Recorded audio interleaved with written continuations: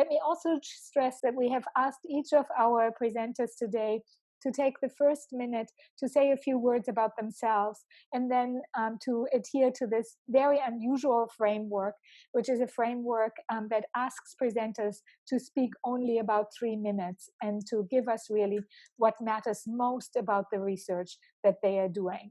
Again, it's just a thrill to have all of you here. I want to also thank all of our staff members and faculty members, especially Laura Green, Najima Hollis-Huggins, Gabi Fiorenza, and Britton Grillis-Grott for really pulling this together, for making sure that we postponed rather than canceled this event, and for transferring it into a new format, namely this virtual format. Without further ado, I then want to turn over for our moderator for the first panel. She is Gretchen Heefner, an associate professor and also undergraduate program director in the history department, and she will run our first panel. Again, such a thrill to have all of you here this afternoon. Welcome. And also let me just say before Gretchen starts talking, a special welcome to the recently admitted students to Northeastern. It's a great pleasure to have you online with us as well. We hope that you will find this informative, that you might ask some questions. And as you can imagine, we very much look forward to meeting you virtually as well as in person. Okay, many thanks for now, and let me turn over to my colleague, Gretchen Heefner.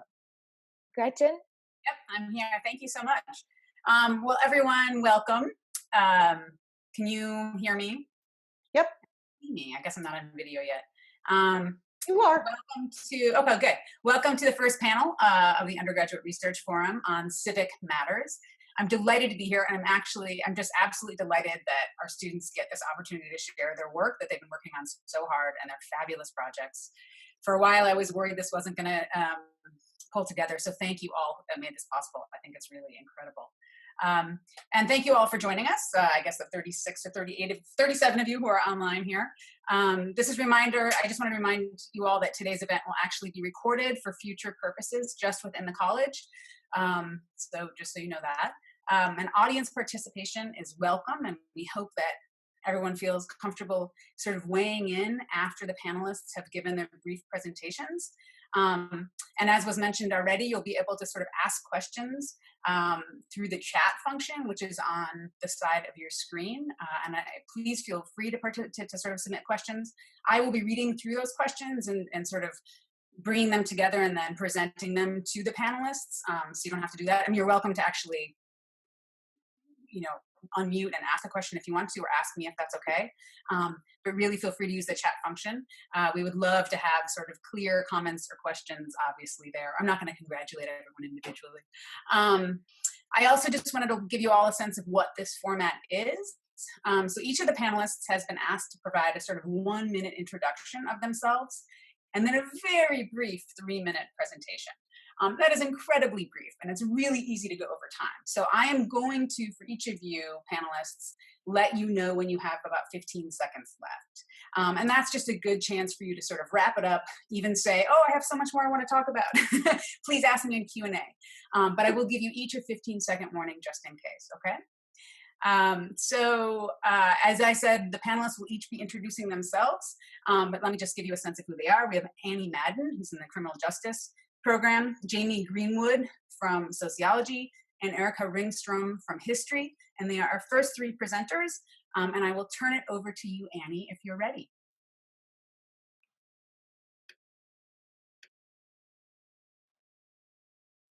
Is this right? I have my video and my... You're perfect. Yes, you look great. Okay. Perfect. Awesome. Perfect, Annie.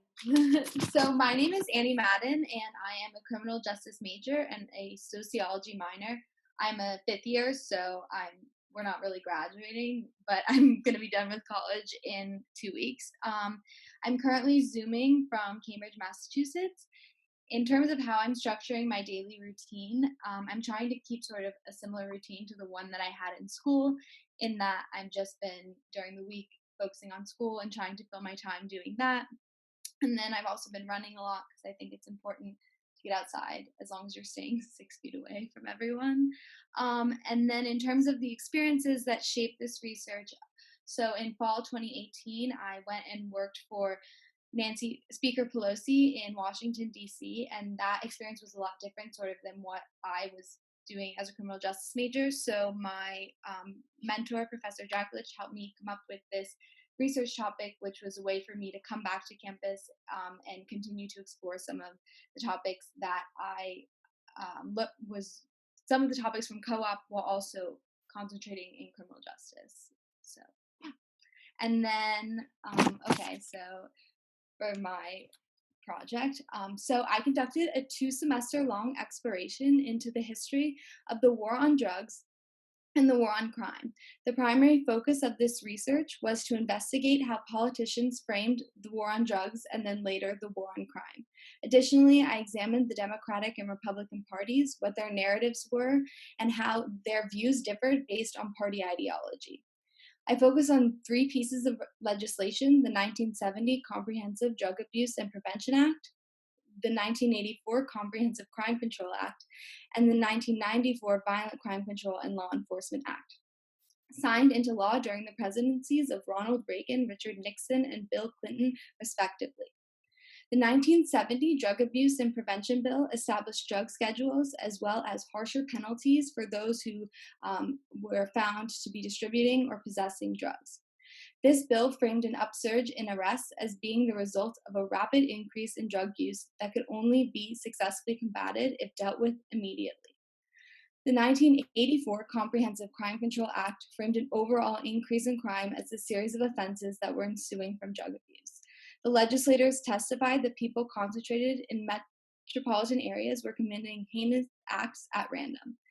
The 98th Congress decided that to resolve this, they should pass a sweeping set of laws that established harsher penalties for engaging in criminal activity. The 1994 Violent Crime Control and Law Enforcement Act framed a nationwide increase in violent crime as being the result of a small cohort of low IQ individuals with a lack of regard for human life who are committing violent acts at random. They reacted to this with an extreme overhaul of the criminal justice system, resulting in an extremely punitive, non-rehabilitative system. An abundance of research has shown that crime isn't a randomly occurring event. It has patterns in time and location, with certain groups of individuals facing a greater likelihood of victimization. Democrats and Republicans began by having different views on how to combat an upsurge in drug arrests and use in this country. However, as time went on, Democrats realized that in order to be a successful party that wins elections, they too must adopt this get tough on crime rhetoric. I concluded that the Democratic Party is equally, if not more, culpable for the extreme response to criminal activity, especially during the late 80s and into the early 90s. A Democratic president, in concert with a Democratic House and Senate, passed the most sweeping legislation, the Violent Crime and Law Enforcement Act of 1994, which is frequently cited as a document that spawned mass incarceration. I found that I found that all 3 of these bills worked to disadvantage low-income and minority individuals as they framed the perpetrator as a career criminal from the inner city who poses a threat to the white middle-class family. Okay, I'm done. Excellent. Thank you. Thank you. Jaime, are you ready? Yes, I am. Is everything working properly? Yes, it's perfect. All right, great. Great job, Annie. That was super interesting. Just a quick introduction. My name is Jaime Greenwood. I'm a 5th year as well, so we'll be graduating in about 2 weeks as well. I'm majoring in sociology, minoring in psychology and gender and women's studies. As far as my quarantine routine goes, I have a brother named Camden, and we pretty much spend all of our time together. We do 3 things. We do our homework, we hike or run or spend time outside, and we paint. And so far, it's going pretty well to spend our time that way. For this project, the reason that I kind of focused my topic on gun culture and race actually started because in September of this past year, I started a March for Our Lives organization on campus at Northeastern. If you're not familiar with that organization, it stemmed out of the Parkland shooting in 2018 in Florida, and it's really a youth-led advocacy organization that focuses on reducing gun violence in America. So when I started my Capstone class in the fall, I knew I wanted to focus on gun culture in America in some capacity, but it wasn't until I really started researching a little bit more about the history of gun control legislation, that I realized that I wanted to highlight particularly the relationship between race and gun culture. And before I start my 3-minute thesis, I apologize that my slide has a lot of text on it. I hope it's not too distracting, but I am actually reusing this slide from a presentation that I did last month at a conference in Philadelphia. So hopefully it's not too distracting, but I'll dive right in. So my research project focuses on how gun culture has disproportionately affected African Americans throughout US history, with white power structures perpetuating systemic racism and discrimination through gun control legislation and domains of power. My findings are derived from archival research spanning a wide time period throughout American history and found online through peer-reviewed academic journals. In order to identify the themes present in the literature, an intersectional framework was employed, focusing particularly on interpersonal, systematic, and disciplinary domains of power. For the purpose of this presentation, my findings can be condensed into 3 main themes. First, the criminalization of Black masculinity has forced Black men into a trope that imagines them as pathological, dysfunctional, and threatening. Black men arming themselves is thus not seen as a form of self-protection, but instead persuades white Americans that the Black population needs to be controlled and policed. Politicians then create a narrative that Black-on-Black crime necessitates additional weapons restrictions in Black communities, creating a dynamic in which Blacks are reliant on the police for protection, yet are never truly given it. Instead, people of color are more likely to be victims of police brutality, and when incidents do occur, the police control the media narrative to justify their use of physical force, often using buzzwords such as resisting arrest, aggressive, or possibly dangerous. Second, the emotional bond between white men and guns has facilitated an American gun culture that only allows and encourages white men to own and operate weapons. The first living descriptions of firearms appeared in print in the 1830s, emphasizing the male bonding and deep romantic affection for a favorite gun or weapon. And today, many view gun ownership as both a rite of passage into manhood and as a cultural symbol of masculinity within America. However, this cultural narrative has been widely absent for Black men, despite also being a part of the male gender, which really highlights the discursive logic of American gun culture and subsequent gun violence. The problem isn't necessarily guns, but Blacks with guns. And lastly, the archival research shows that from the inception of the US to current day, gun control legislation is often drafted in response to Black rebellion, from Nats Rebellion in 1831 to the Mulford Act disarming the Black Panther Party in 1967. There have been multiple instances of local, state, and federal governments effectively disarming Black communities in an effort to both reduce the perceived fear of Black revolution and to mitigate efforts for agency while increasing dependence on the state and its power. And this perpetuates a dynamic in which Blacks are reliant on the government for protection, yet are never truly provided it, instead facing punishments at all levels through brutal policing practices, disparate sentencing outcomes, and an unjust criminal justice system. In conclusion, armed or unarmed, Black men are considered dangerous within American society. Understanding the complexities within the relationship of race and gun culture is thus a vital step in determining how to proceed with addressing gun violence in America and tackling future gun control legislation. Excellent. Thank you so much, Jaime. That was great. Erika, are you ready? Yes, hello. Hello. Hi, everyone. So I'm Erika Ringstrom. I'm a 4th-year senior majoring in history.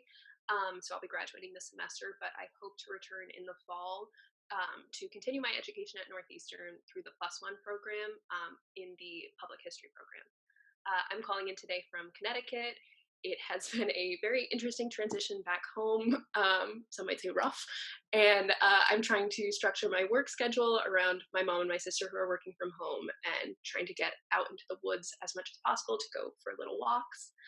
The topic of my research today, it's a bit different from Annie and Jaime's. Thank you guys both so much for those presentations. That was fantastic. But my research kind of, if I could trace the origins to it, it started last year. I studied abroad in New Zealand and I participated in a beach cleanup. And from that experience, I learned that I knew nothing about plastic, where it came from, or where it goes. So I'll jump into my presentation. So this presentation is for my history capstone project, and I researched how new discoveries of synthetic plastic compounds were first introduced to American consumers. I've always been really fascinated by how objects can be tracked through time, and this can reveal certain unexamined assumptions about how we understand these objects in our lives today. I was interested to learn how consumers came to associate plastic with being disposable. As many scientists and environmentalists have reported, there is a global plastic problem with plastic pollution. And I think this is no doubt related to our consumer understanding of what plastic is, how it's made, meant to be used, and disposed of. So to conduct this research, I consulted secondary sources to provide context about the history of plastic, and then gathered over 100 advertisements and articles from Life magazine spanning 5 decades that showed plastic products. I've selected 3 to show you all today in my slide. So the first one is from 1946, and it's from Shell, and it's titled Cinderella and the Molecule. Shell is, of course, today still a major oil company, and before I started this project, I had no idea that plastic is actually produced by a byproduct of the oil refining process. This ad I thought was really interesting because it boasts of that happy endings that come with an extended plastic supply, which seems kind of crazy to think about today, but it speaks to the larger understanding of what plastic was to people in the 1930s and 40s. People saw it as this miracle material, this great democratizing agent that could bring new products to people who could not afford them before at new affordable costs. After the scarcity that was present in World War II, customers relished in this idea of being able to buy products made of a material that kind of never ran out, or does it? So the next selection here in the middle is this black and white image from 1955 that I think is kind of crazy. If you look at it, it's titled Throwaway Living. And I think it shows the consumer economy of the 1950s and the new focus on excessive convenience. This article showcases products made of metal along with plastic that were made to be used and then thrown out immediately. There's like a pan that you just use once and you throw away, or like a dog bowl that you can throw away. And the next selection here is from 1962. This is a Tupperware ad that is also showcasing the convenience of plastic. There's a housewife and she's able to take time to read her Sunday paper because she made dinner ahead of time and she stored it in her Tupperware. And it is now a more convenience. So plastic, again and again in my research, it was coming up as affordable, durable, and flexible, and it's this great source of convenience. But plastic is a miracle material for all of these reasons. But as we know, its durability has become a huge problem. Plastic 15 seconds. In landfills for centuries and even longer in oceans. Today, 9% of plastic is recycled. 79% ends up in landfills or somewhere else. And I hope that my project can show people that, yes, plastic is convenient, but relatively short time ago, we didn't have these conveniences. And maybe we can give some of them up and convince our governments and our companies to be more sustainable and responsible with plastic. Thank you. Great, thank you. So why don't I have all of the panelists unmute and unvideo? Show your video and unmute yourselves. I'm not sure what the word for that would be. So we can do a Q&A. And if anyone has any questions, feel free to write them in the chat section, and I can read them out.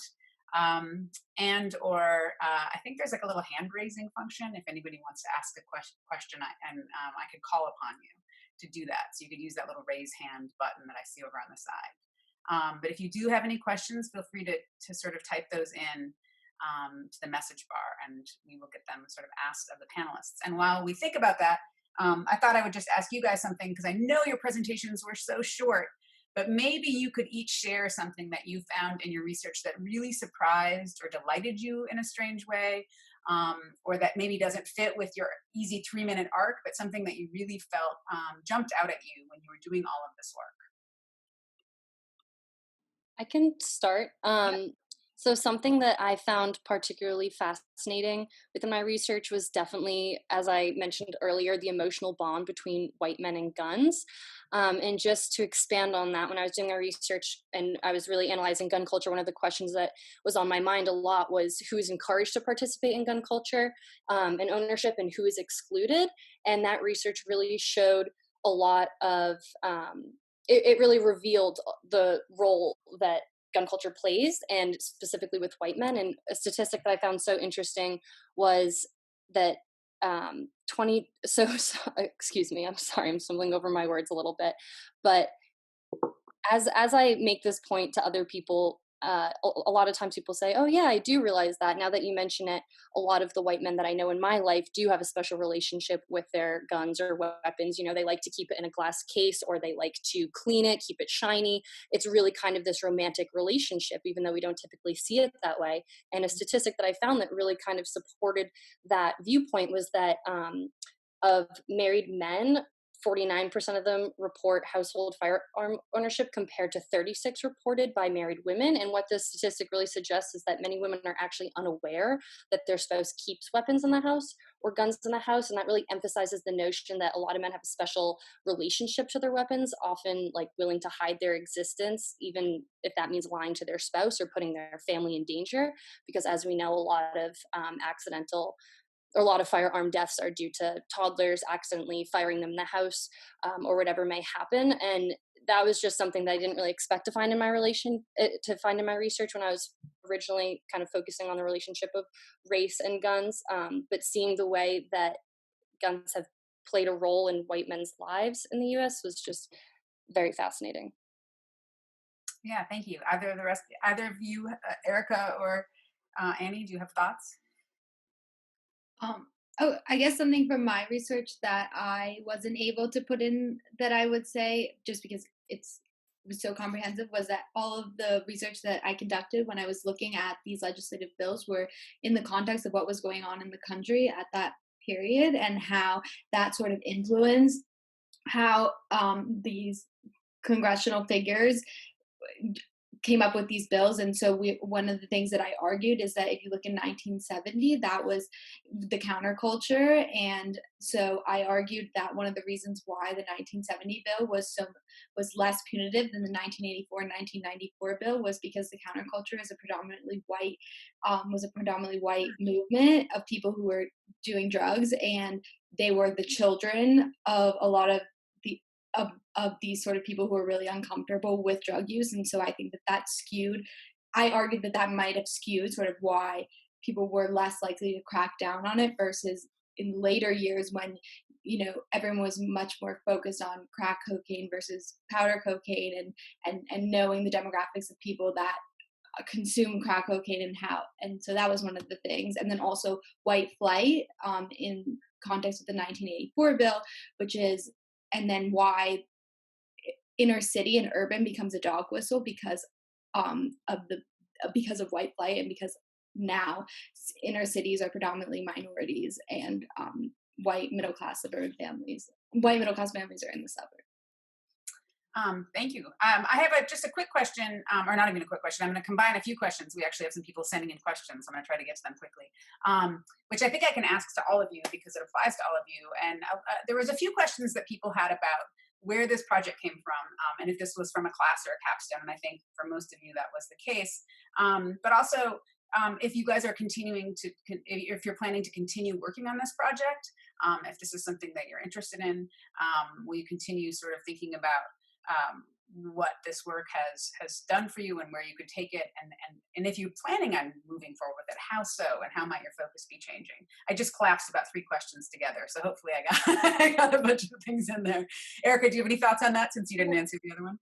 I think before I started this project, I wouldn't necessarily say I had any strong environmentalist action that I was taking, but through this project, I mean, I've already become a more conscious consumer, and I think I'd like to continue that in some sort of way through education, or joining some sort of environmentalist group to further educate, because even just seeing how this research has impacted my own habits, I think it could be powerful to get this information out there.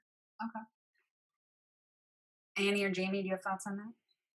Yeah, so I started this as my capstone project in the fall, and I completed it in November, and I was actually encouraged by my professor, Sylvia Dominguez. I'm not sure if she's here, but she's great if she is. Hello.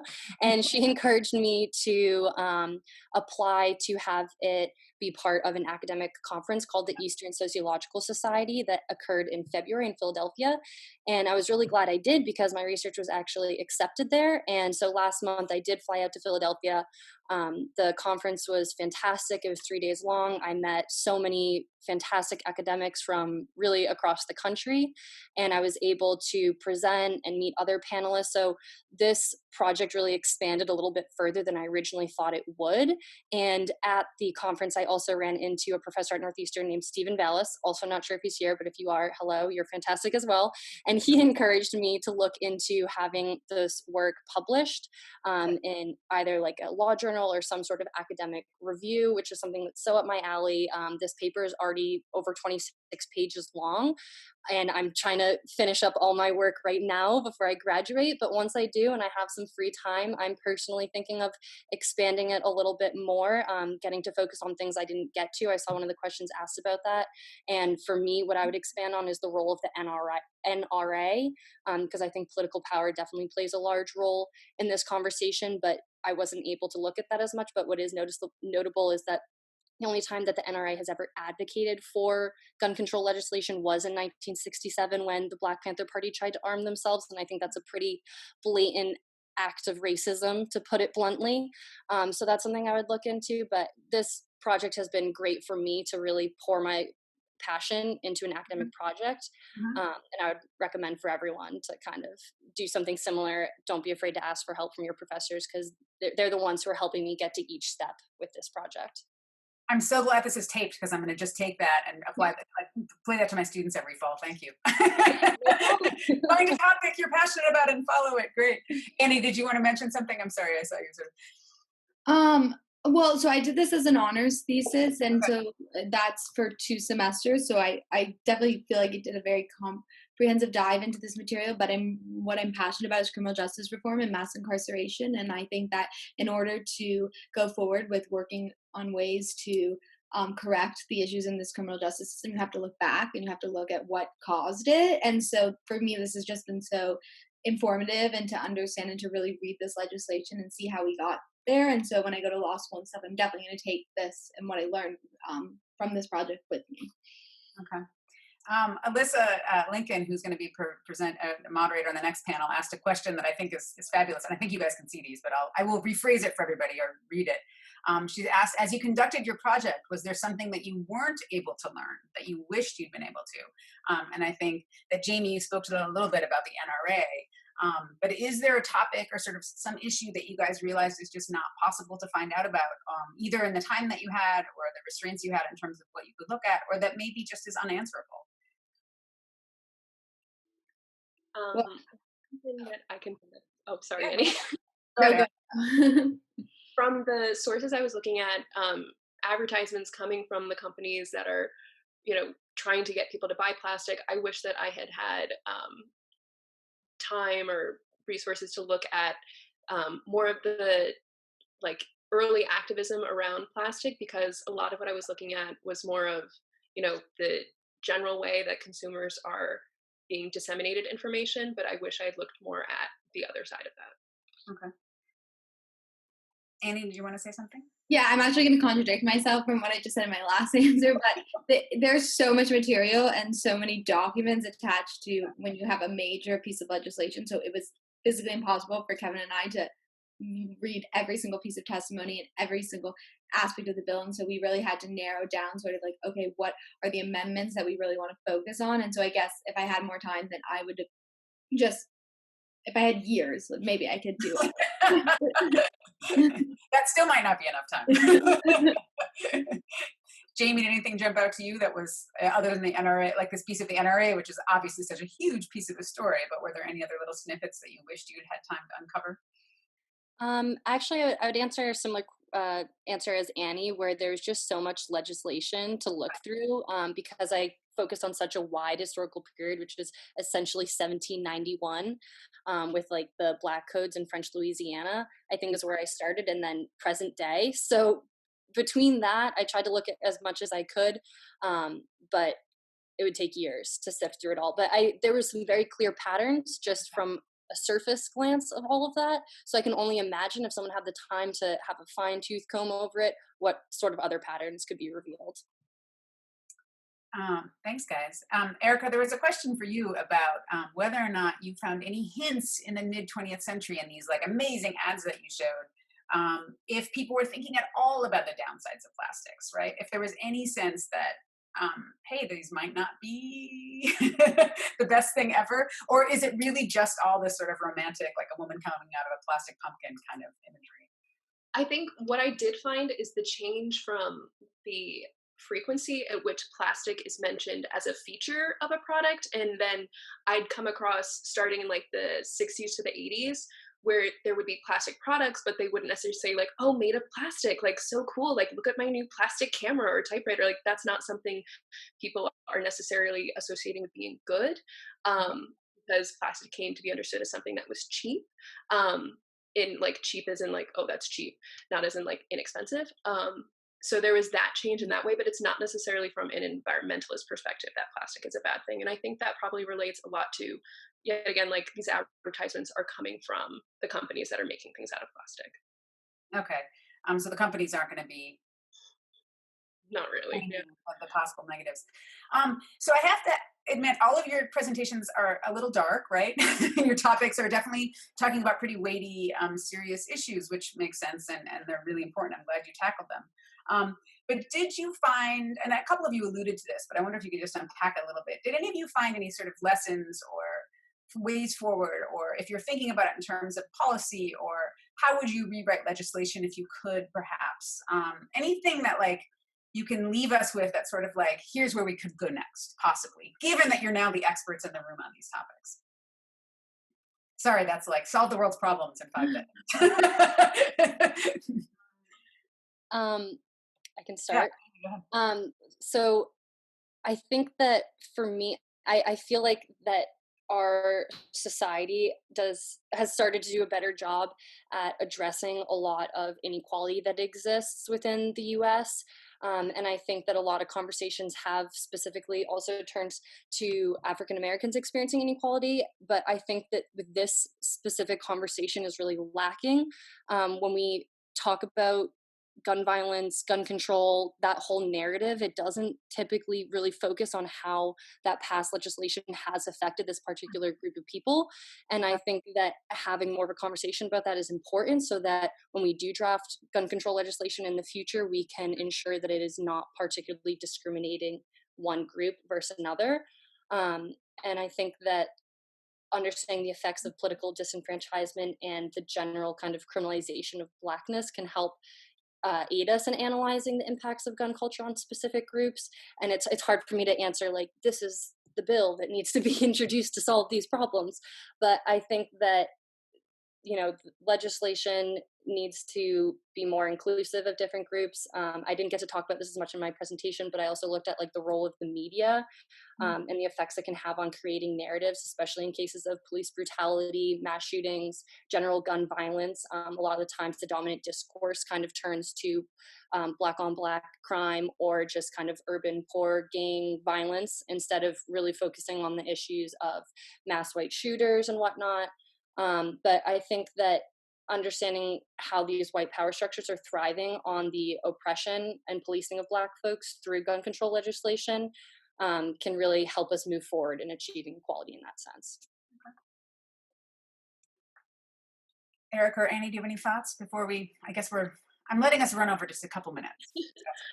I would just say, I think that going sort of off of that, I think the media creates this narrative in terms of crime, and we have been trained to think certain things and to be fearful of certain people, and it's just reinforced through the media. And I think that people need to be much more sort of aware and understanding of what crime is and what to be fearful of, and who is actually dangerous and who are we just targeting.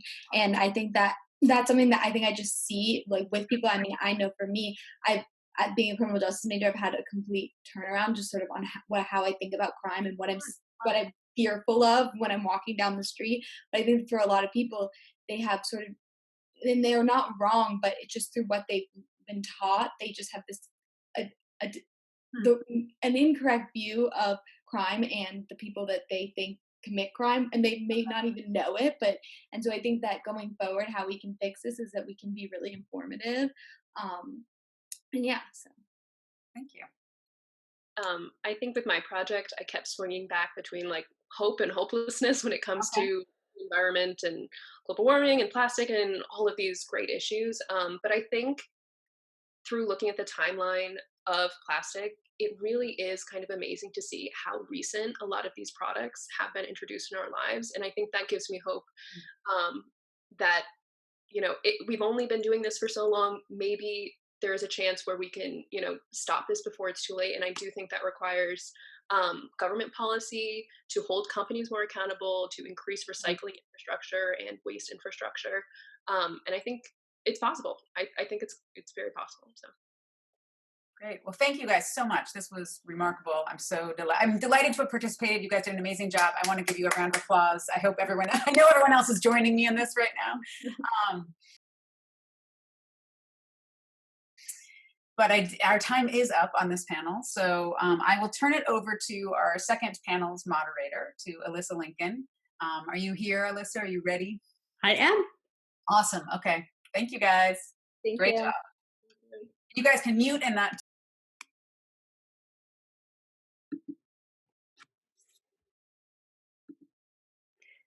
All right, so do we have our new panelists now lined up? Britton? Hello. Yes, we do. Yeah. All right, great. So I just want to also echo what Gretchen said. This is a really fabulous way to spend an afternoon in what have been some really challenging days for all of us, and I really appreciate Laura Green inviting me to be a part of this. Just a reminder for those of you who may have joined since Gretchen did her introduction, we are really looking forward to some Q&A and audience participation after the 2 student presentations in this panel. You can put your questions into the chat box at the bottom of your screen, and I will do my best to moderate as well as Gretchen did. We have 2 students presenting on this panel. We'll have first Katherine Garcia and second Sarah Goodman. And with that, I think maybe I will just hand it over to Katherine. The structure is a 1-minute presentation followed by a 1-minute introduction followed by a 3-minute presentation. All right. Hi, everyone. Thanks for coming to this virtual event. My name is Katherine Garcia. I'm a cultural anthropology major with a minor in art, and I am graduating this May. I'm currently Zooming from San Diego, California, which is my hometown. And these days, my routine has mostly been being productive for the first half of the day, doing schoolwork, and then usually going for a walk in the afternoon. It's nice weather here, so it's good to get outside 6 feet away from other people. During the summer of 2019, I spent 10 weeks conducting fieldwork funded by the National Science Foundation, and it mostly included court observations, interviews, and participant observation with asylum seekers, lawyers, and activists in El Paso and Ciudad Juarez. And so I'm going to describe a little bit about the research, what Remain in Mexico is, and how this policy is a form of legal violence.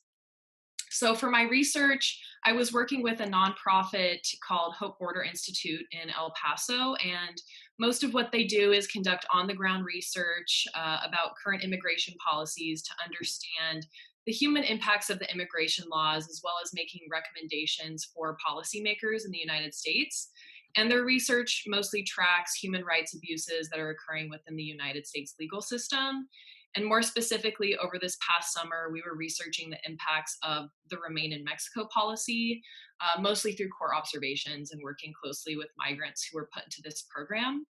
So if you're not familiar with Remain in Mexico, it's a border policy in which asylum seekers are forced to wait in Mexico throughout the duration of their asylum proceedings.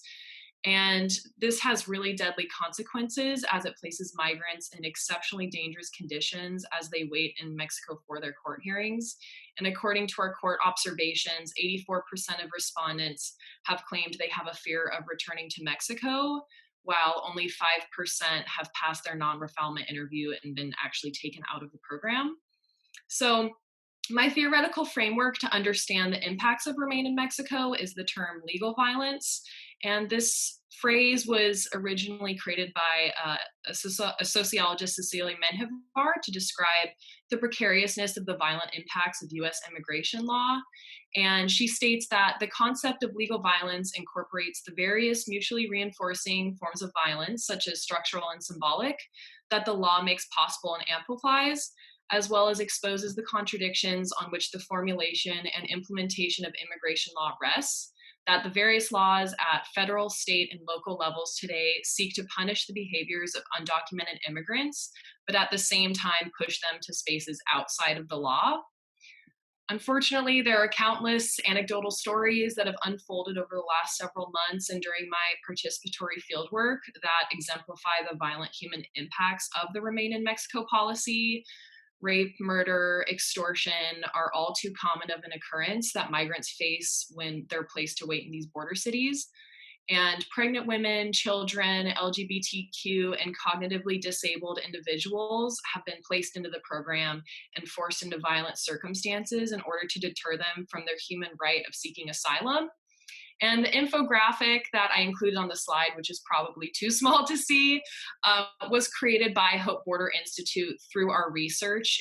And it basically describes some things that I was just saying and how Remain in Mexico is a violation of the human right to seek asylum. And it also includes other things I didn't mention, like how legal counsel is very hard to attain for these migrants. So that's it. Great. Excellent. Thank you so much. Thank you. And now for our second panelist, Sarah, are you there? Yes, can you hear me? We can. Okay, perfect. Hi everyone, my name is Sarah Goodman. I'm also a fourth-year senior, supposed to be graduating in just a few weeks, but I'm a political science major with a double minor in international affairs and law and public policy. This project actually started off of my dialogue of civilizations. Back after my freshman year, I did an honors dialogue to Europe, and we spent 5 weeks just traveling across the continent and learning about the growth of international human rights and international law from the horrors of World War II. So one of these site visits that we did was actually at the International Criminal Court. We got to hear a oral argument, and this inspired this research project and what's going on and why has it been effective and hasn't been effective. So the ICC was founded to hold those. Oh, actually, I forgot to tell you where I'm from. I just realized that. I'm zooming in from Cleveland, Ohio, where I'm originally from, and I'm just spending my days trying to stay motivated to finish up school, doing schoolwork, trying to get outside, taking my dog for a walk, or doing yoga, just trying to stay active and not just sitting on the couch and watching Netflix. So the ICC was founded to hold those who have committed the most serious crimes against humanity accountable. And the idea was, as an independent institution, it would be free from any political pressures that would affect how investigations and prosecutions are carried out. However, of the thousands of potential cases that could have been investigated by the ICC, only 41 people have been indicted. Further, only 17 out of the 41 have resulted in a complete proceeding, and only 9 people have been convicted. Many questions about the mechanisms of the ICC, the impact of shared sovereignty, and the strengths and weaknesses of the process remain. To begin to fill these gaps, this research used a systematic analysis of ICC cases to answer a central research question. Under what conditions is the ICC more likely to be successful in achieving the confirmation of charges where the prosecutor's efforts result in moving towards a trial? This research delved into the intrinsic mechanisms of the cases prosecuted to be able to explain the variations in the ways that cases are pursued and the outcomes. I focus on 3 possible explanations, which I outlined in my hypotheses. The first is the ICC was going to be more likely in getting this confirmation of charges hearing when the states do not have domestic proceedings and domestic political calculations would warrant prosecution. The ICC was more likely to be successful when states held positive views of the ICC as an institution. And third, the ICC was more likely to be successful when states cooperated fully in proceedings, including fulfilling the vast majority of the ICC's requests. All the data I collected from the ICC website and reputable news sources. So then I picked 4 specific states to look at: Mali, the Democratic Republic of the Congo, Uganda, and Sudan, to highlight how the ICC has gone about investigating and prosecuting. So within all 4 of those states, I did an in-depth look at each of the cases in those states, what has occurred, and why the case has achieved the confirmation of charges hearing or why it has not. I also did look at country status. That was a big factor that I was also considering, whether that also played a role in the ability of the ICC to bring these cases. And this research was my honors in the major project, and my analysis has shown over these past 2 semesters that there's a correlation between the biases of the states and state cooperation in cases, and the cases moving past the confirmation of charges hearing. So that means that states that are pro-ICC and cooperate fully in investigations will be more likely to have their cases attain this confirmation of charges and move towards a trial. I found actually that domestic political calculations in these domestic proceedings is actually more of an intervening variable, as is state capacity. So there does not seem to be direct connections between these 2 variables and the ability of the ICC to prosecute. However, I do find that these variables have an impact, like in an overall world of the ICC being able to get these confirmation of charges. For example, in many of my cases, I actually saw that these autocratic leaders were using these domestic political calculations to use the ICC for their own benefit in investigating and prosecuting their political rivals, and not prosecuting the leaders that were in power, even if the leaders also did commit crimes. Thank you so much for listening today, and just thank you to also Professor Julie Gary. She is awesome for all of her research assistance and advice. Nice, excellent, great job. So I just want to note that I am so impressed with how nimble all of our student participants are at adapting to this new virtual way of doing this. I realize you guys are much better at this than me, as I forgot to actually introduce myself. So I am Elisa Lincoln, and I am the Associate Dean of Research for the college. And I think this afternoon has really highlighted some of the amazing strengths that undergraduates bring to our research space. All of these projects were fabulous, and I hope you are all incredibly proud. So why don't we get some questions in the chat? Let me just look and see if we have any posted yet. I think while people think about their questions, one of my favorite questions in things like this is quite similar to Gretchen's, which is, my guess is you both went into this with some ideas about what you would find and what you were hoping to find. And were there things that you learned along the way that really either surprised you or actually contradicted some of your thinking going into this? I mean, I could start. Yeah. I think that when I came into this research, I knew that a lot of the border policies are very inhumane and violent, and this is really depressing, but I don't think I really realized the extent of how horrible what's going on at the border is until I was there and I was seeing these policies actually play out, like in people's lives and the impacts it was having. So unfortunately, that was probably something for me that I wasn't expecting it to be as bad as it really is. I think for me, I came in knowing kind of some of the limitations that the ICC has, including the fact that there is no sort of enforcement mechanism. It's actually completely dependent on states to extradite the accused persons to the court in The Hague for prosecution. But I think, as I mentioned in my research, something that did surprise me was the potential that these autocratic leaders were actually using the ICC for their own benefit. But also on the other hand, these, rebel leaders who are also using the weak state capacity, weak borders, insecure borders, to actually move about different states and evade prosecution at the same time. So I think that really shows why there definitely needs to be some sort of reform of the ICC and where, potentially the direction that it could go. Great, thanks. So let's see. So I have a question for each of you. First, Kathryn, how did you first get involved in your research? So I think the first time I actually did research on the border was with an anthropologist. His name is Jason De Leon, and I did a little bit of field work for him, and that was in the Arizona-Mexico border of the United States, and that was more like biological forensic anthropology. But for this specific project, it was through a National Science Foundation grant, a research experience for undergraduates, and I basically just applied to it. I actually had applied a year prior and I wasn't accepted, but then after I gained more research experience, I applied the second year and then I did get in. So that's how I ended up, kind of doing this specific project. But I also grew up in San Diego, so border issues is something that's always been really important to me. Great. And actually, thank you for sharing that you applied once and didn't get in and then applied again and did, because I think that persistence is such an important part of all of us who engage in research. And so it's great that you're willing to share that piece. Yeah.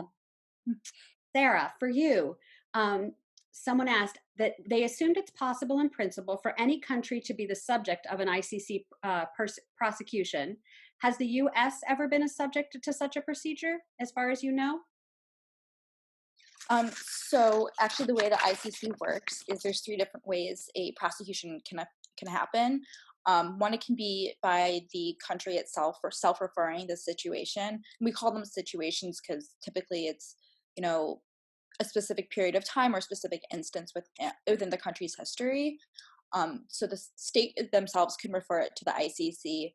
The prosecutor, so there's the office of the prosecutor can open their own investigation. And the third one is by a referral of the Security Council. So I think to Laura's question, right as of now, no, the U.S. has not. They've been very, the ICC has tried to open an investigation with potential crimes committed in Afghanistan during the War on Terror. Mm-hmm. However, the ICC has very much resisted, or the U.S. has very much resisted the ICC doing that and has tried to stop every way possible. Other countries, for example, are Israel. Israel's done the same thing. They're trying to open an investigation into crimes committed in the West Bank and Gaza, and Israel has been pushing back very much on the ability of the ICC to do that. However, the ICC, on the other hand, is also a complementary body, so it really only is supposed to step in when the national courts are unable to handle such a prosecution. Great, thank you. I realize I'm a little bit over. Should I stop or can I keep going since we started a teeny bit late? I think you can go for another few minutes. Okay, great. And then we can thank everybody. But Elisa, go ahead and yeah, we have a couple other really good questions. Wonderful to see the discussion as well as the presentations. Yeah, we have some really great questions here. So someone has asked, what challenges did you face when you collected or put together your research? I could say something again. I think the biggest challenge for me was the feeling of hopelessness while I was conducting this research. But in a way, through doing this research, it kind of gave me a perspective of how much of an impact little things can do, even with academic research can be used for a greater good. Like we've seen today with everyone on these panels, everyone is just, whatever their research is, it may be academic, but it seems like it's all going towards finding solutions for things. So especially as anthropologists, we like to point out really big problems of what's going on. But I think we can also see how we can make little differences in the world. Yeah. Sarah, any specific challenges along the way? I'd say one specific challenge I had was actually there's a lot of numerical limitations for me. So as I said, there's only 41 cases. So that's why I can't, very specifically say that there are these direct causal relationships. And I think that was very difficult to kind of understand in terms of a research perspective of sometimes you have to say, there likely is this causal relationship or there is a correlation. But again, I do have this limitation of there just are not enough cases to be able to fully understand this and being able to, wrap my head around and like understand that that's okay in terms of a research perspective. Yeah, and so in overcoming those challenges and doing the pieces of work you were able to do, how do you think that your projects speak to existing, either speak to or complement existing research on your topics? I think there's been a lot written about the border, and especially with this current Remain in Mexico policy and the current administration, there are constantly changes happening specifically within the realm of immigration law. And so I think the research that we were doing over the summer was very much like on the ground. This is a new policy and we need to find out what the impacts are.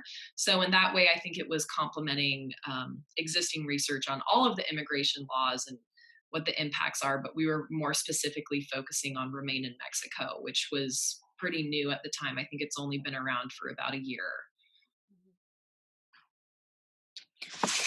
So my research focused on bringing actually a lot of different aspects of the field together.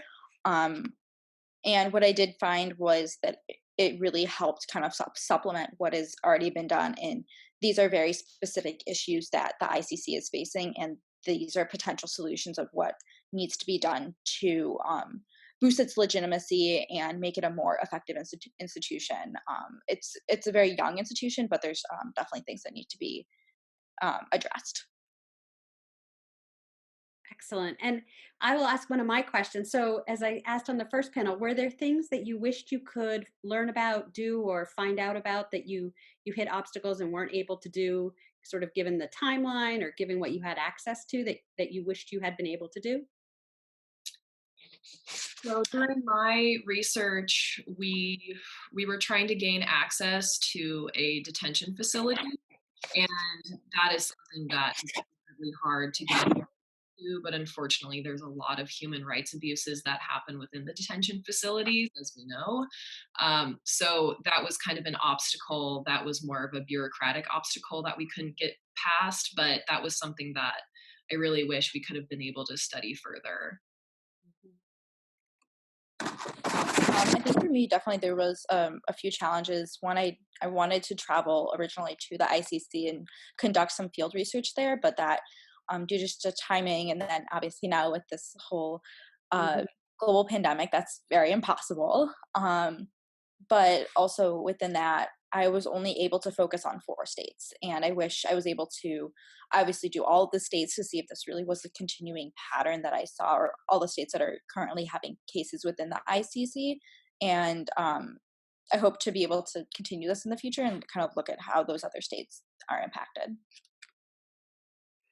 Great. Well, we have a couple more minutes if anyone else wants to post a question. If not, I actually have one more, which is, the work you've both done is each in its own way, as you say, both distressing or dark or difficult, but I think also has potential to have real impact in improving things, right? And I think you both spoke to that.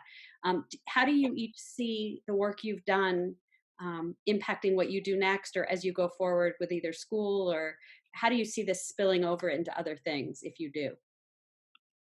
So my research is largely tied to human rights activism, particularly immigrant rights advocacy. And I am planning on going into a PhD for cultural anthropology and still focusing within the realm of immigration, possibly legal anthropology. I don't think I'm going to become a lawyer, especially after being in the courts. I don't think that's something I would like to do, but I think using academic research in a way in which we can advocate and be advocates and hopefully make change. Some of the research that we did with Hope Border Institute does go into an official report that is sent to policymakers. So I think that our research does have good impacts in the world. Excellent. How about you, Sarah? So I will be attending law school this fall. I don't know where yet. But I hope to actually use what I've learned in my interest in international criminal law to be able to do something in that field. Maybe my kind of goal is to work at the U.S. Attorney's Office and combine these interests in more of like a, international narcotics trafficking and like certain crimes that are being committed on an international stage but having a domestic effect. Excellent. Well, I am confident you will both go on to have impact in these areas.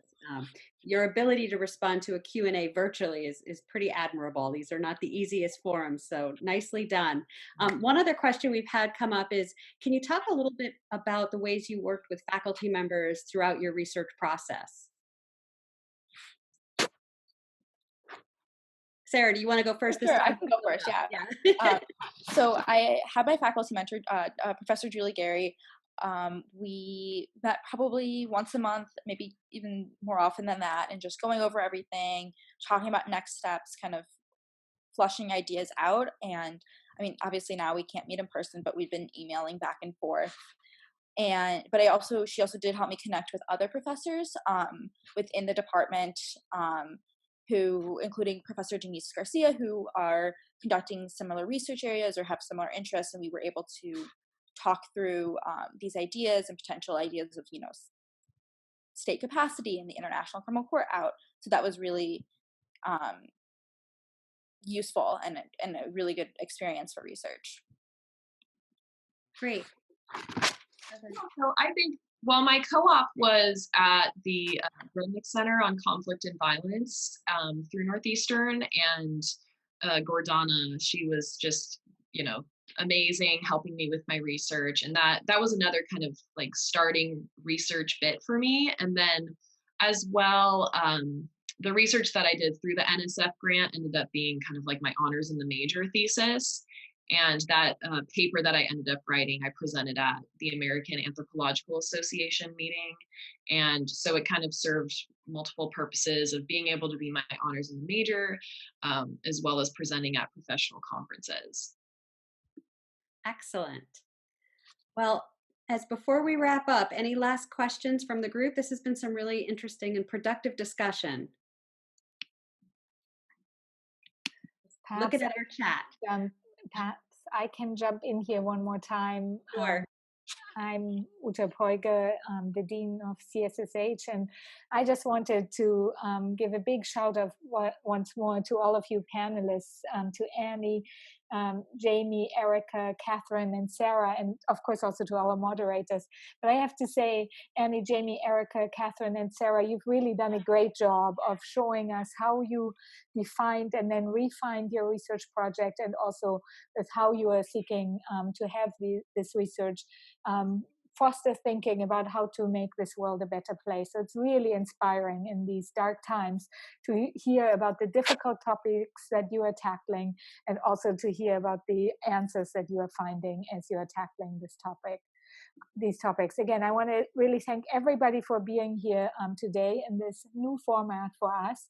And we will learn from this format as well. And it's just wonderful to see one another in this less than perfect environment, and yet to hear so many great ideas from all of you students especially. So again, many thanks. And then finally also many thanks to all of your faculty mentors. It's really nice to hear also what you have to say about the interactions with each of them. So let's give everybody a hand of applause. So whoever can unmute themselves, let's see whether we can actually hear anything. Thank you so much. I just want to jump back in for 1 second, unless Laura Green would like to remind everybody about tomorrow. Wonderful, Elisa. And Laura, would you like to do that, or should I just go ahead? No, go ahead, Elisa. Thank you. No problem. I just, again, echo all the thanks and appreciation to the students, the team. We'll be doing this again tomorrow, April 2nd, from 1:30 to 2:45. And I'm really looking forward to it, especially given how well today went and how much I've already learned. Bye-bye, everybody, then. Thanks everyone.